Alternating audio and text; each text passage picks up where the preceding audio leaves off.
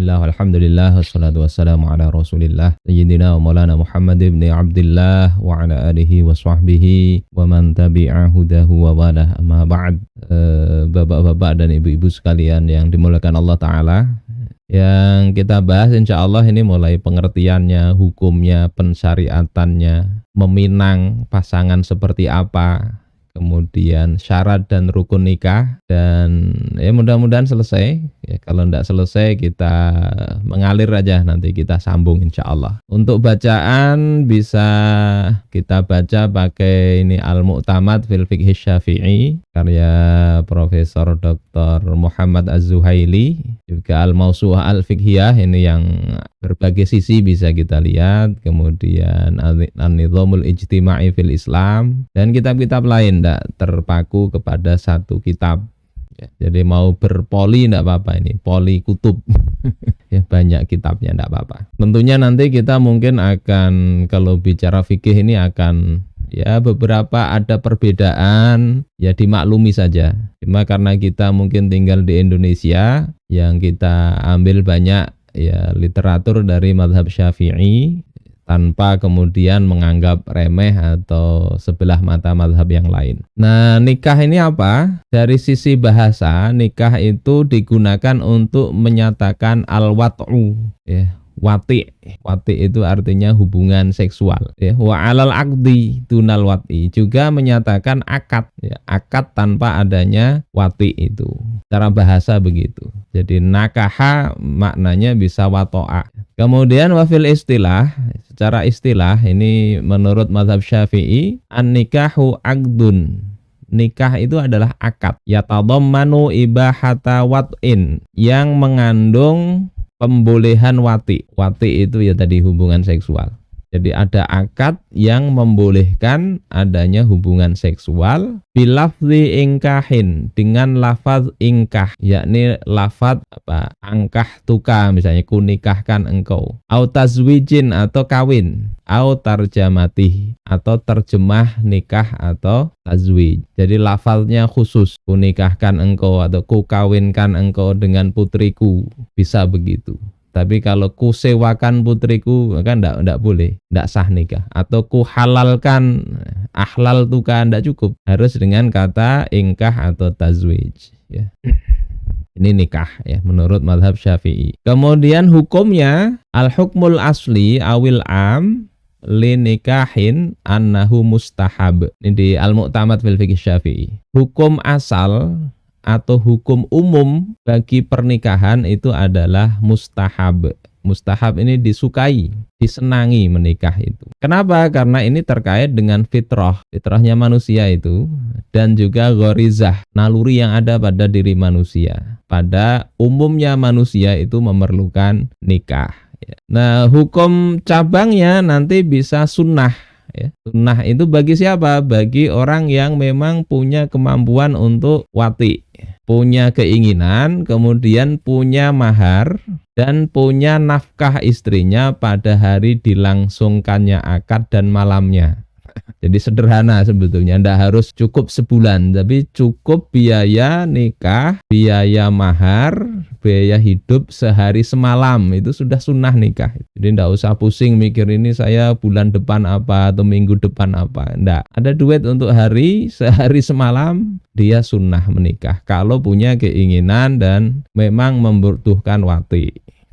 Orang sudah hidup di suasana yang dia sering terangsang misalnya, ya. Kemudian ada biaya mahar, ada nafkah, maka sunnah nikah. Kemudian yang kedua, khilaful aula, tidak utama, sebaiknya ndak gitu loh. Jadi bagi orang yang perlu tapi ndak punya biaya, ya ingin juga nikah tapi ndak ada biaya, maka khilaful aula. Kemudian yang ketiga, hukumnya bisa makruh, yakni bagi orang yang tidak perlu dan juga tidak punya biaya. Kemudian yang keempat, ini menjadi wajib bagi yang menduga kuat akan terjatuh zina. Nafsu begitu kuat, naluri begitu menggelora, atau bernazar untuk menikah misalnya, maka wajib nikah. Dan ini menurut mazhab Zahiri, asal dia punya kemampuan untuk tadi wati, maka dia wajib nikah. Kemudian yang kelima haram. Haram menikah bagi orang yang tidak membutuhkan nikah dan dia tahu tak mampu memenuhi hak-hak istri. Maka dia tidak boleh menikah. Tahu nikah itu akan menzalimi istri. Nanti kita lihat apa sih hak-hak istri, dan kalau bicara nafkah itu nafkah seperti apa, berapa standarnya, itu dibahas juga di dalam kitab fikih. Jadi 5 ini hukum cabangnya. Saudara-saudaraku sekalian rahimakumullah. Kemudian pensyariatannya dari ayat Al-Qur'an, misalnya surah An-Nisa ayat 3. Fankihu ma thaba lakum minan nisa. Fankihu, maka nikailah oleh kalian ma thaba lakum minan nisa. Maknanya adalah ma halalakum. Wanita yang halal untuk kalian nikahi, maka nikailah. Jadi kalau mahram atau istri orang atau wanita baru saja dicerai, yaitu masih tidak halal sebelum habis masa iddahnya. Kemudian yang kedua surah An-Nur. Wa ankihul ayama minkum. Angkihu. Kalau yang ini hamzahnya tidak dibaca, artinya nikailah oleh kalian. Kalau angkihu ini nikahkanlah, ya. Bukan wangkihu. Kalau wangkihu artinya nikailah oleh kalian. Tapi kalau wa'angkihu nikahkanlah. Siapa yang dinikahkan? Al-ayama minkum. Ay alladzina la azwaja lahum minar rijal wan nisa. Yakni orang-orang yang enggak punya suami atau istri, nikahkan. Kemudian Allah katakan iyakunu fuqara yughnihimullahu min fadli. Kalau mereka fakir, nikahkan. Allah akan berikan kekayaan dengan karunia-Nya. Jadi kefakiran itu bukan alasan untuk kemudian tidak nikah, ya. Bagi yang kaya bisa mensupport. Kemudian ini sabda Rasulullah dalam hadis sahih riwayat Bukhari dan Muslim. Ya ma'syaras syabab, wahai para syabab, para pemuda, man istata'a minkumul ba'ah falyatazawwaj. Siapa di antara kalian yang mampu al-ba'ah. Al-ba'ah nanti ada ikhtilaf para ulama, ada 2 pendapat. Al-ba'ah di sini maknanya adalah al-jima', ya. Ini yang lebih sahih. Yang lebih sahih menurut Imam An-Nawawi, siapa yang mampu jima' falyatazawwaj, maka hendaklah menikah. Ini juga yang dijadikan alasan orang mazhab Zahiri, kalau mampu jima' maka wajib menikah. Jadi ini yang pertama. Yang kedua, yang dimaksud ba'ah itu adalah mu'anun nikah, biaya nikah. Jadi yang mampu menanggung biaya nikah, maka hendaklah dia menikah. Dan dua-duanya ini kembalinya kepada satu, yakni nikah, ya. Sehingga di sini dikatakan fatakdiruhu manistata'a minkumul jima' liqudratihi ala mu'anihi wa hiya mu'anun nikah falyatazawwaj. Siapa saja yang mampu jima', ya. Karena apa? Karena mampu menanggung biayanya, biaya nikah, maka hendaklah menikah, ya. Ini dalil jelas, ya. Kemudian diriwayatkan juga dari Sayyidina Umar bin Khattab, ya. Kata beliau, inni la atazawwajul mar'ah. Sesungguhnya aku menikahi seorang wanita. Wa ma li fiha hajah. Aku tidak punya hajat sebetulnya kepada wanita tersebut. Wa ata'uha wa ma ashtahiha. Aku, ya, menggaulinya dan aku sebetulnya tidak kepingin. Kemudian ditanyakan kepada beliau, apa yang membuat engkau melakukan itu wahai Amirul Mukminin? Maka beliau katakan, hubbi ayyukhrijallahu minni mayyukathiru bihin nabiyyu sallallahu alaihi wasallam an-nabiyyina yaumal qiyamah. Jadi motivasi Sayyidina Umar, aku ingin agar Allah mengeluarkan dariku, ya, anak, ya, atau orang yang akan memperbanyak Nabi Muhammad sallallahu alaihi wasallam, yakni umatnya Nabi Muhammad dibandingkan nabi-nabi yang lain pada hari kiamat. Jadi menikah itu bagusnya ya punya anak segera, punya anak yang banyak, tentunya yang soleh juga. Kemudian juga riwayat Imam Ahmad, tazawwajul waduda al-waluda. Nikailah oleh kalian wanita yang al-wadud, yang lemah lembut, yang walud, yang punya banyak anak. Maksudnya bukan janda yang banyak anak, tapi di sini maksudnya adalah yang subur. Bukan subur gendutnya, tapi subur keluarganya, yakni ini banyak anak orang tuanya dulunya, sehingga kemungkinan anaknya juga punya banyak anak. Kemudian Rasulullah katakan, fa inni mukatsirum bikumul anbiya yaumal qiyamah. Aku akan berbanyak-banyakan umat dengan para nabi pada hari kiamat. Ini tentang dorongannya ya. Jadi kalau menikah ya dorongannya bisa seperti Sayyidina Umar tadi, ingin membanyaki umatnya baginda Rasul yang baik. Berikutnya tentang khidbah. Jadi kalau sudah ada keinginan menikah, ya dicarilah siapa calonnya itu. Cari. Nyarinya jangan di pasar. Enggak ada pasar jodoh ya. Cari tempat-tempat yang baik ya. Orang-orang yang soleh ya. Insya Allah mudah-mudahan Allah berikan yang baik, insya Allah begitu. Kalau cari di tempat maksiat, insya Allah ketemu yang ahli maksiat juga. Nah, khidbah ini adalah menyatakan permintaan untuk menikah dari seorang laki-laki kepada seorang perempuan, atau juga sebaliknya. Jadi laki-laki boleh meminang wanita, wanita boleh meminang lelaki. Walaupun di masyarakat kita agak tabu kalau perempuan mendahului, ya, nikahi aku, kata perempuannya agak tabu, tapi itu boleh, tidak tercela. Nah, khidbah ini haram kepada pertama wanita yang bersuami atau iddah raj'iyah, masa iddah yang masih bisa kembali, yakni talak 1 atau talak 2 yang belum habis masa iddahnya, maka tidak boleh meminangnya ya, mengkhidbahnya. Kalau talak 3 ya, talak 3 tidak boleh juga terang-terangan. Kemudian yang kedua, wanita mahram ya, meminang kakak sendiri tidak boleh.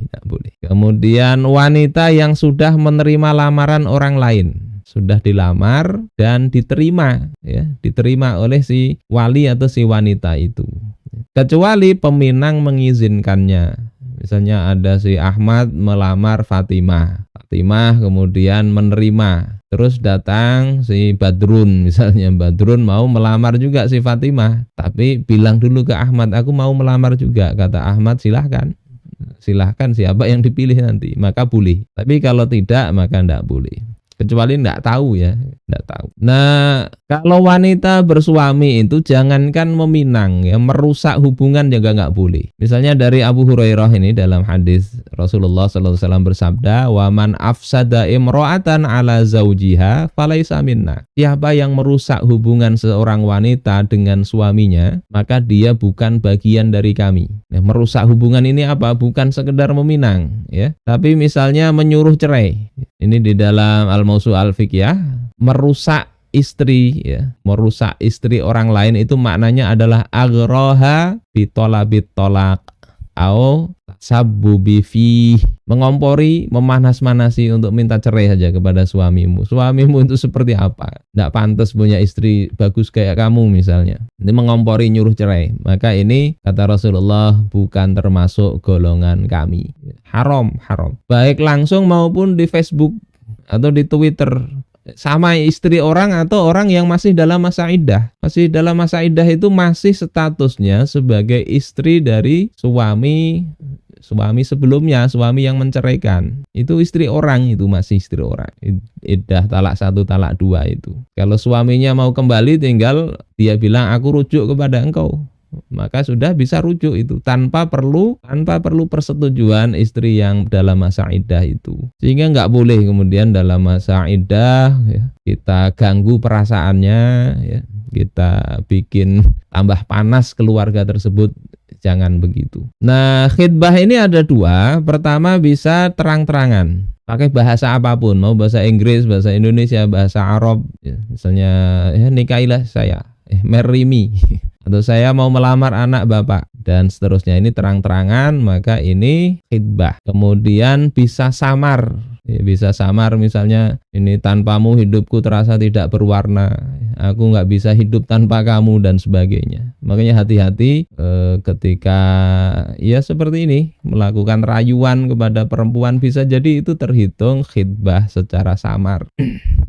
Nah, di masa iddah tadi, kalau misalnya seorang lelaki dia meminang seorang wanita pada masa iddahnya dengan pinangan yang sorihah, yang terang-terangan. Jadi bisa samar, bisa terang-terangan. Kalau meminang secara terang-terangan di masa iddah itu haram tadi. Tapi ketika dia menikahinya setelah selesai iddahnya, kana athiman wazawaju sohihan. Adalah dia berdosa tapi nikahnya sah. Li'annal khidbata la tu'athiru fil aqdi. Karena khidbah itu tidak ada pengaruh terhadap akad ya. Jadi khidbahnya tadi haram tapi nikahnya sah kalau sudah selesai masa iddah. Ini bukan untuk dilakukan tetapi untuk dihindari ya, meminang orang pada masa iddah, baik tapi sembunyi samar-samar atau terang-terangan. Kemudian wa amma idza tazawwajaha fi iddatiha fazawaju batilun. Adapun kalau dia menikahinya pada masa iddah, belum selesai masa iddah ternyata sudah dinikahin, maka pernikahannya batal. Mestinya dia kemudian dipisah pernikahannya, tunggu masa iddah pertama selesai, ditambah masa iddah lagi yang tadi, jadi 2 kali. Kemudian berikutnya melamar ini kemana?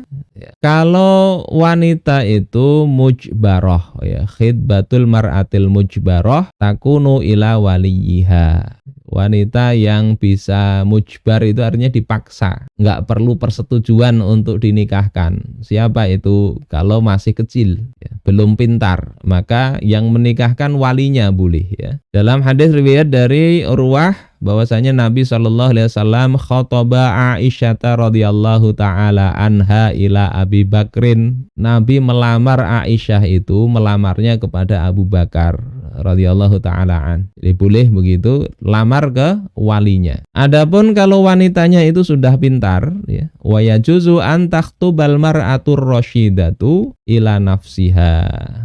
Dan wanita yang rosyidah, wanita yang pinter, ya, sudah berakal dia, itu boleh untuk dipinang kepada dirinya sendiri. Meminangnya ya, kalau nikahnya tetap wali. Ini sebagaimana hadis Ummu Salamah radhiyallahu taala anha, beliau berkata, "Lamma mata Abu Salamah, arsala ilayyan nabiyyu sallallahu alaihi wasallam Hatiba ibna Abi Balta'ah radhiyallahu taala an yakhtubuni lahu."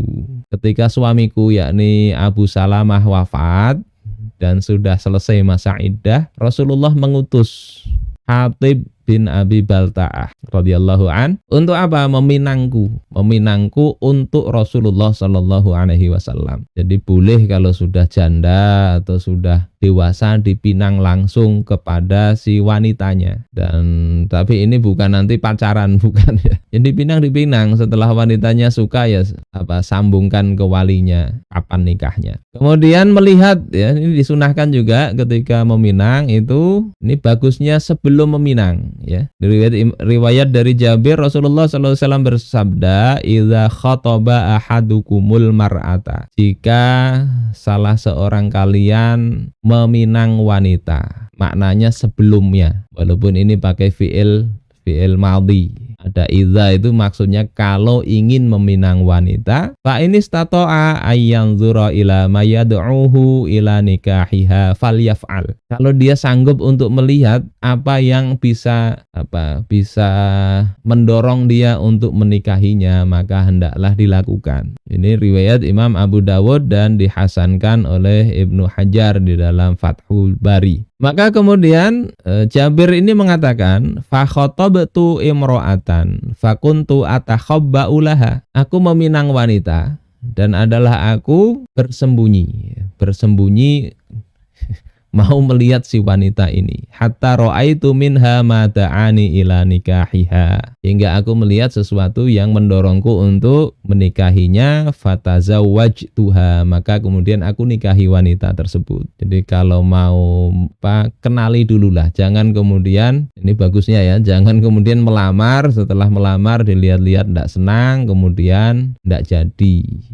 Bagusnya teliti dulu baru dipinang, karena bagaimanapun kalau dipinang nggak jadi ternyata ya pasti ada rasa ndak enak lah di hati si wanita, atau kalau si wanita ke laki-laki ya di hati salah satu pihak pasti ada yang nggak enak. Dan tidak mesti kemudian melihatnya ini langsung, enggak ya. Bisa tanya-tanya. Nah, batasan melihatnya apa? Menurut Hanafiyah, Malikiyah dan Syafi'iyah yang dibolehkan melihat itu adalah al-wajhu wal kaffan, zahiruhuma wa batinuhuma ila ku'aihima. Wajah dan dua telapak tangan, dalamannya dan luarnya ya. Sampai ku ya, ku itu ya pertengahan sini. Ku itu boleh dilihat menurut Hanafi, Maliki dan Syafi'iyah. Nah, sementara mazhab Hambali ya, mengatakan la ba'sa ayyanzura ilaiha wa ila ma yad'uhu ila nikahiha min yatin au jismin wa nahwi dzalik. Jadi lebih dari wajah dan telapak tangan ya, sampai ku itu boleh ya. Nah, kemudian Abu Bakar mengatakan la ba'sa ayyanzura ilaiha hasyiratan. Tidak apa-apa melihat kepada wanita itu walaupun tidak menutup kepala. Ini dengan catatan memang ada niat mau melamar. Mau melamar, ingin lihat ini rambutnya ada apa enggak. Untuk tahu rambutnya ada atau enggak kan harus dibuka. Catatannya apa? Wanita tetap tidak boleh memperlihatkan aurat dengan sengaja kepada peminang. Jadi enggak boleh, aku mau melamar Anda, tolong buka kerudungnya. Tidak boleh begitu. Makanya tadi Jabir tadi ya mengintip. Hati-hati nih, jangan mengintip orang mandi, jangan. Mengintip ya, kalau terkena angin ya, kemudian terbuka sebagian kerudungnya kelihatan, oh ternyata ini tidak ada rambutnya, atau dia tidak senang yang rambutnya model gimana ya. Nah, itu bisa dilihat dengan bagusnya sembunyi-sembunyi sebagaimana Jabir tadi. Tidak boleh tetap wanita itu dengan alasan mau dipinang kemudian dia sengaja membuka aurat di depan peminang. Saudara-saudaraku sekalian yang dimuliakan Allah Subhanahu wa taala, berikutnya sifat peminang, sifat pasangan yang mau dipinang ini seperti apa? Ini dijelaskan di dalam kitab-kitab fikih. Yang pertama itu adalah antakuna zata dinin, punya agama yang baik ya. Bukan zata dainin, punya hutang. Ya, punya agama. Kata Rasulullah, tungkahul mar'atu li arba'. Wanita itu dinikahi karena 4. 5 liha karena hartanya, wali hasabiha karena hasab itu maksudnya nasabnya, wali jamaliha karena kecantikannya, wali diniha dan karena agamanya. Fazfar bidzatid din taribat yadak. Pilih yang punya agama yang baik, maka taribat yadak. yakni istagnaita in fa'alta. Maka itu cukup ya. Engkau pilih yang agamanya bagus, maka itu cukup untuk engkau kalau engkau lakukan itu. Jadi 4 ini. Ini bukan berarti 4 wanita ya. Satunya banyak hartanya, satunya nasabnya bagus, satunya cantik, satunya agamanya bagus ya. Enggak begitu maksudnya di sini ya. Satu wanita kalau ada 4-4-nya bagus, kalau enggak agamanya yang dipilih. Kemudian yang kedua, antakuna bikron, hendaknya masih bujangan, sehingga ya ini saran Rasulullah Shallallahu Alaihi Wasallam, alaikum bil abkar, hendaklah kalian itu pilih yang masih bujangan. Fa innahunna a'zabu afwahan wa antaku arhaman wa arda bil yasir. Ini alasannya itu, tidak usah diterjemahin ya. Ini disebut oleh Rasulullah, mulutnya gimana, kemudian rahimnya, dan juga arda bil yasir ini kaitannya dengan pemberian. Yang jelas dia tidak akan banding-bandingkan. A'zabu afwahan ini maknanya adalah atyabu kalaman. Lebih akan enak ngomongnya itu lebih mudah tadi. Ya karena tadi tidak ada pengalaman lagi dia. Kecuali menurut Syafi'iyah dan Hanabilah itu menyatakan janda itu lebih utama ya. Kalau ada kemaslahatannya, ya ini banyak janda yang kesulitan, maka lebih utama nikahi janda. Beda pendapat ya. Kemudian yang ketiga, hasibah. Hasibah ini nasabnya baik. Jadi cari keluarga yang memang dari keluarga baik-baik. Kemudian yang berikutnya wadu dan waludan, lemah lembut dan banyak anak. Dari sisi ini diperhatikan keluarganya. Kemudian antakuna jamilah, hendaklah cantik. Cantik ini relatif ya. Memang seperti itu supaya apa? Rasa syukur itu ada. Walaupun kalau ndak cantik juga bagus, ada fadilah yang lain. Ya. Kemudian ini dalam hadis riwayat Imam At-Tabrani ya. Jadi khairu faidatin afadahal mar'u al-muslimu ba'da islamihi imro'atun jamilah. Sebaik-baik faidah yang diambil seorang muslim setelah Islam, ya, setelah Islamnya dia, itu adalah imro'ah jamilah. Istri yang cantik. Tasurruhu idza nadhara ilaiha. Yang wanita itu akan menyenangkan kalau dia melihat kepada wanita itu. Jadi cantik ini cantik yang kalau suami melihat itu menyenangkan suami. Wa tuti'uhu idza amaroha. Kalau disuruh manut. Wa tahfazuhu fi ghaibatihi wa malihi wa nafsiha.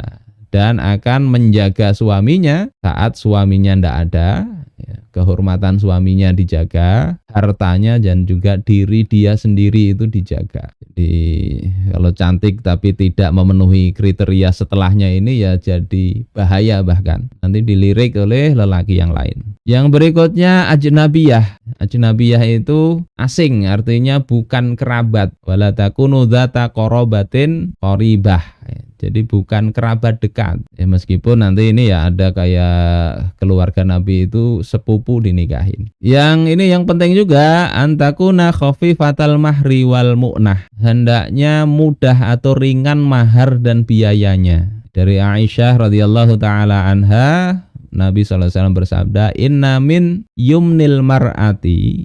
Di antara ya sesungguhnya di antara keberkahan wanita taisira khidbatiha, itu adalah mudah meminangnya, tidak sulit ya, seperti film India yang kadang untuk menikah harus berdarah-darah berkelahi dengan mertua, tidak, mudah meminangnya. Wa taisira sodaqiha, dan mudah biayanya. Wa taisira rahimiha, dan mudah rahimnya, yakni mudah untuk beranak, banyak anaknya. Jadi mudah meminang, prosesnya mudah, maharnya juga mudah. Mudah di sini artinya ya tidak mesti sedikit.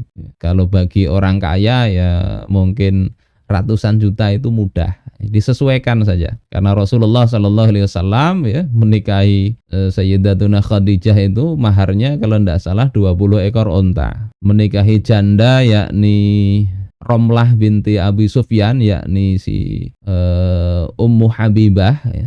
Janda punya anak itu maharnya 400 dirham. 2 kali nisab zakat ya. 400 dirham waktu itu. 200 dirham itu setara 85 gram emas waktu itu. 85 170 gram emas. Itu mudah. Mudah bagi Rasulullah waktu itu, sehingga tidak masalah. Tapi kalau kesulitan calon suaminya ya dipermudah lah. Nah, urutan sifat, kalau semua sifat ini tadi ada tapi selang-seling begitu, mana yang perlu dipilih lebih dulu? Ada ulama seperti Imam Syamsuddin Ar-Ramli ya, itu yang didahulukan adalah agamanya. Keberagamaannya bagus, takwa ya. Kalau sholat aja enggak tapi dipelihara itu sudah jatuh, itu sudah minggir. Kemudian al-aqlu, akal, pinter. Kemudian husnul khuluq, akhlaknya baik, agamanya baik, pinter, akhlaknya baik. Kemudian baru nasabnya dilihat. Kemudian baru ini bujangan apa enggak. Baru kemudian dilihat banyak anak apa enggak. Baru kemudian dilihat ini cantik apa enggak. Ya. Kemudian ya urutan-urutan berikutnya. Jadi faktor utama agama ini menurut Imam Ar-Ramli. Tapi kata Imam Ahmad, ya, kalau seorang wanita mau mencari istri, seorang pria mau mencari istri, maka yang ditanya dulu pertama adalah cantik enggaknya. Karena biasanya orang enggak senang yang enggak cantik. Tampan apa enggak sama ya, laki perempuan juga sama. Ini yang pertama dilihat. Kalau ini cantik sudah baru cek agamanya. Agamanya bagus apa enggak. Sehingga kalau agamanya bagus lanjutkan kriteria yang berikutnya. Kalau agamanya enggak batalin. Sehingga kalau dia menolak tadi enggak jadi itu karena alasan agama. Ya, raddan li ajliddin. Dia tolak enggak jadi alasannya karena agama. Nah, kalau urutan pertama ini agamanya bagus, ini bagus, tinggal cantik apa enggak. Akhirnya ditolak, alasan menolak karena cantik, bukan agama. Ya terserah mau pakai yang mana. Cuma yang sama-sama bermasalah ya nanti ketika ketemu penolakan. Kalau yang pertama ini lebih aman ya, Imam Syamsuddin Ar-Romli ini lebih aman, agamanya dulu.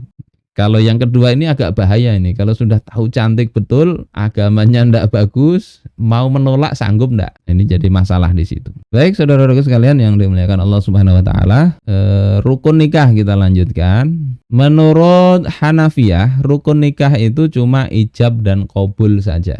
Sementara kalau Malikiyah itu ada wali, kemudian dua pasang, yakni suami dan istri, kemudian ada sigat.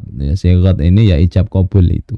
Nah, Syafi'iyah itu ada 5, yakni sigat. Sigat itu redaksi akad itu. Kemudian suami, istri, 2 saksi dan wali. Nah, sementara Hanabilah itu 3. Ini rinciannya juga kurang lebih ya. Zaujani itu kan 2 sepasang, berarti kalau di Syafi'iyah dirinci jadi 2 suami istri, kalau di Hanabilah cukup zaujan. Intinya ini juga 2 ya, suami dan istri, kemudian ada ijab, ada qabul. Kita bahas yang Syafi'iyah aja. Ijab qabul ini menjadi satu rukun, sehingga kalau ini tidak ada maka tidak dianggap adanya nikah, dan ini menentukan ya. Kemudian istri, ada suami, ada wali, ada saksi. Ini rukunnya. Tiap rukun ini ada syarat-syaratnya yang kita bahas setelah ini. Kalau yang pertama ijab qabul atau sigat, ini syaratnya pertama dengan lafadz menikahi atau mengawini.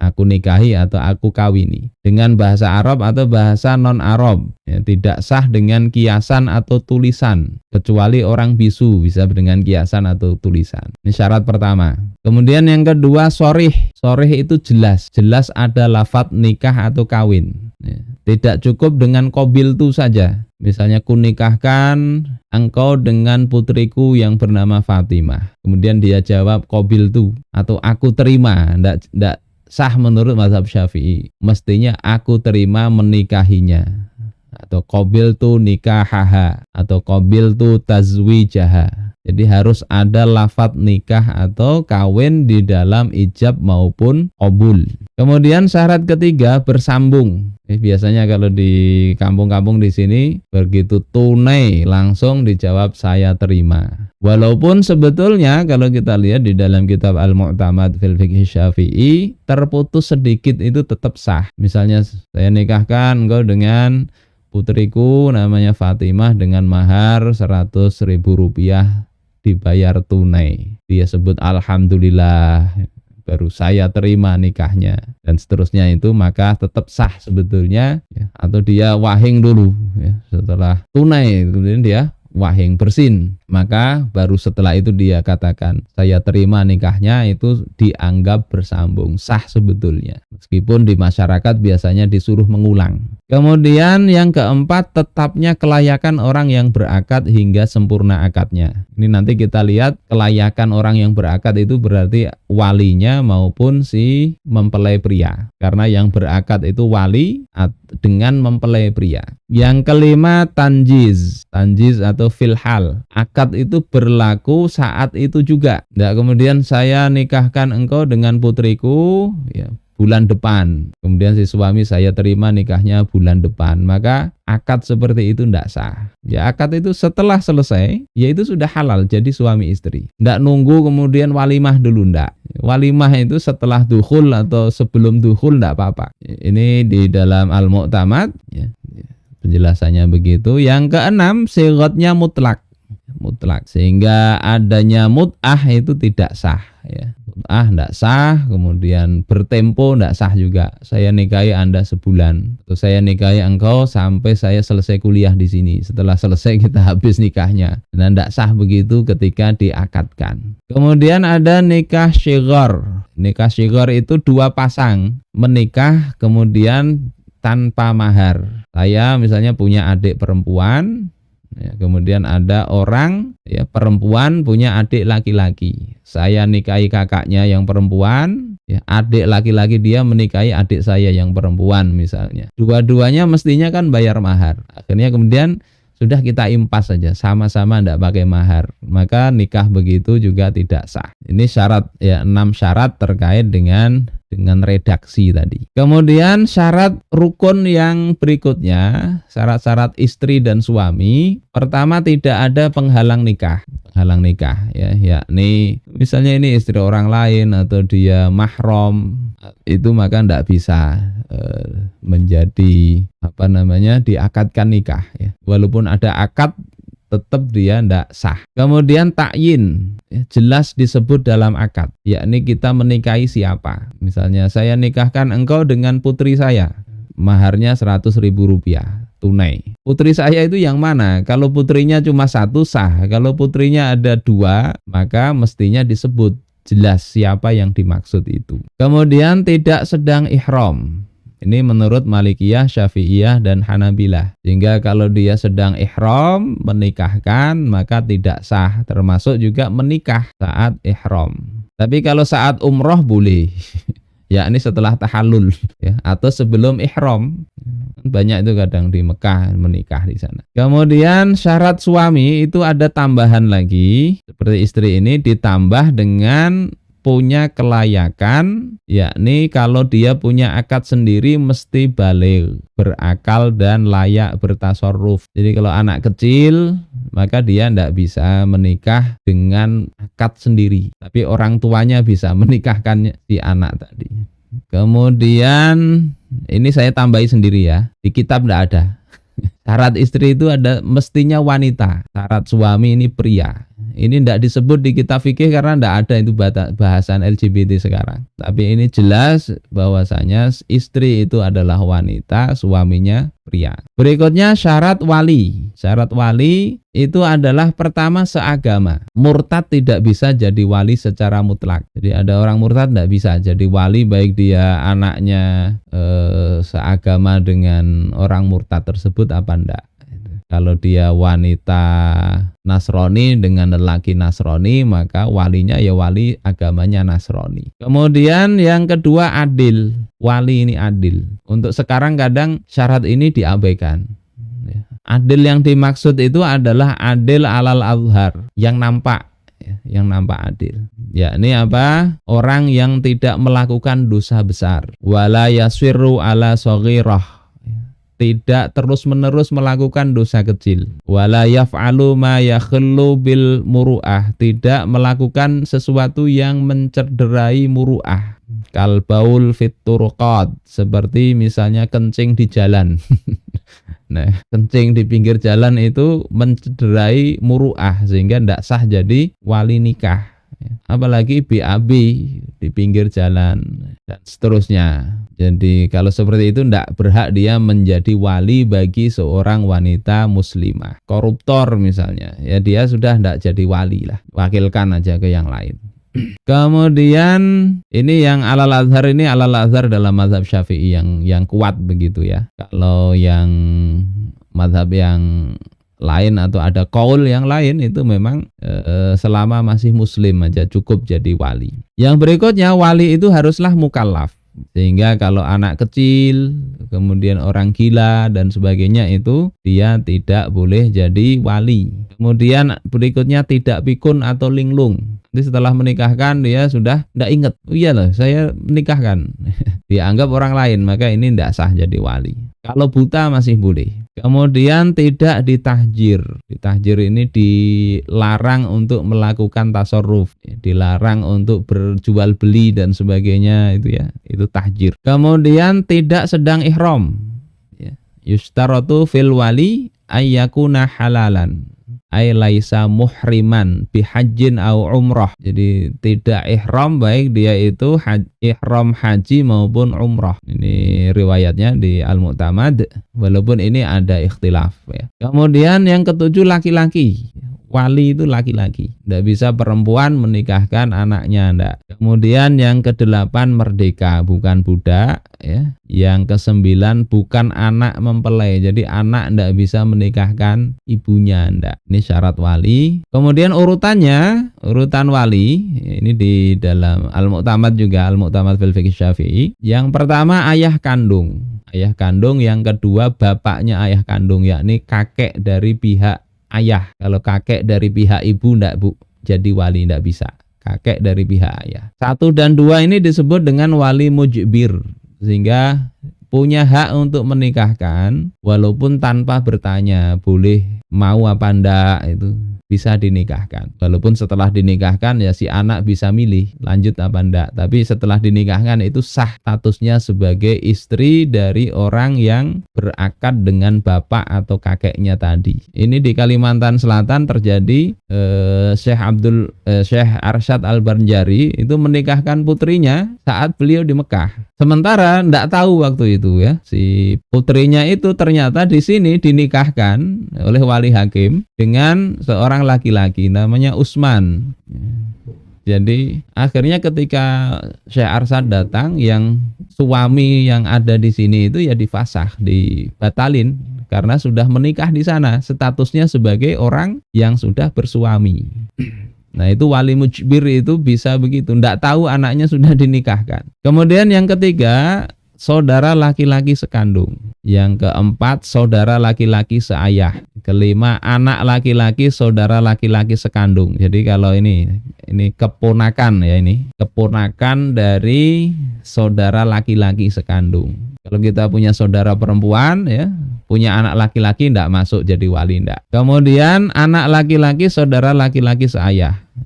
Anak nomor 4 nih, ponakan laki-laki dari saudara laki-laki satu bapak. Saudara laki-laki ayah sekandung, ini paman dari pihak ayah, ya, saudara laki-laki ayah. Saudara laki-laki ayah sebapak. Kemudian anak laki-laki dari saudara laki-laki ayah sekandung. Ini nanti kalau agak bingung dipahami lagi ya. Bapak kita punya saudara laki-laki sekandung. Nah dia punya anak, anaknya itu bisa jadi wali nikah. Walaupun ya mungkin kecil, muda ya. Kemudian anak laki-laki dari saudara laki-laki ayah sebapak. Kemudian seluruh asobah. Kemudian qadhi atau sultan. Urutannya begini, ndak bisa loncat-loncat semaunya, ndak. Jadi kalau masih ada ini masih memenuhi syarat, ya urut begini. Nanti problemnya kalau wali tidak mau, itu kembalinya ke sultan, wali hakim. Itu ittifaq ya. Kalau walinya itu alasannya tidak syar'i. Jadi ini keterangan di Al-Mausu'ah. Jadi kembalinya ke wali hakim. Bukan kembali ke ini, bukan ke urutan ini, tapi langsung ke qadhi atau sultan. Ya. Jadi wali hakim itu kalau tadi pertama wali itu menolak menikahkan, maka tidak lari ke wali akrob. Wali akrob itu wali yang lebih dekat. Wali nomor 1 tidak mau, nomor 2 tidak mau itu, maka larinya ke qadhi, ke hakim. Dalam mazhab Syafi'i begitu. Yang kedua berada di tempat yang jauh, maka larinya ke hakim. Ukuran jauhnya berapa itu nanti di kitab-kitab fikih itu jarak qasar. Kemudian tidak diketahui keberadaannya, tidak tahu ini walinya kemana ini. Yang untuk kasus kedua ini, kenapa yang tadi saya katakan Syekh Muhammad Arsyad itu putrinya di sini menikah, karena beliaunya di Mekah. Wali hakim bisa menikahkan. Kemudian tidak bisa menikahkan karena sebab lain, semisal di penjara si walinya, maka kembali ke wali hakim. Tapi kalau di penjara dia masih bisa mewakilkan kepada wali yang lebih dekat, ya wali yang lebih dekat. Ini dikatakan idza fuqidal waliyul aqrab wa kadzalika idza usira au hubisa. Jika kehilangan wali akrob itu tidak ada, wali akrob itu wali yang lebih dekat tadi sesuai urutan. Begitu juga kalau wali akrob itu usira, ditawan musuh, au hubisa atau di penjara, maka fadhahabal Hanafiyah wal Malikiyah wal Hanabilah ila annal wilayata tatahawwalu minal waliyil aqrab ilal ab'ad. Kalau 3 mazhab tadi urutannya 1, 2 ndak ada, ya nomor 3. Wa amma Syafi'iyah fal wilayatu indahum tantaqilu ilal hakim. Kalau mazhab Syafi'i, maka wilayah atau perwalian itu menurut mereka berpindahnya ke wali hakim. Beda pendapat. Ya nanti kalau kita tahu perbedaan ini kan di KUA misalnya maunya seperti apa. Kalau kita taunya satu saja nanti kita kerasi, ini berkelahi gara-gara masalah ikhtilaf. Nah, yang berikutnya itu saksi. Saksi itu juga ada syarat-syaratnya. Yang pertama laki-laki, ya. Kemudian muslim, kemudian baligh, berakal, adil secara zahir ya. Kalau fasik terang-terangan tidak sah jadi saksi. Pemabuk atau misalnya koruptor atau sebagainya jangan dijadikan saksi meskipun dia itu pejabat. Kemudian tidak buta, tuli, bisu atau sedang tidur aja jadi saksi tidak sah itu ya. Bukan sebagai wali. Jadi kalau dia wali nggak bisa ngerangkap jadi saksi. Ini ada syaratnya itu. Nah, insya Allah nanti bersambung ya, mudah-mudahan di pertemuan berikutnya. Ini saya kembalikan ke saudara moderator kalau ada yang mau didiskusikan.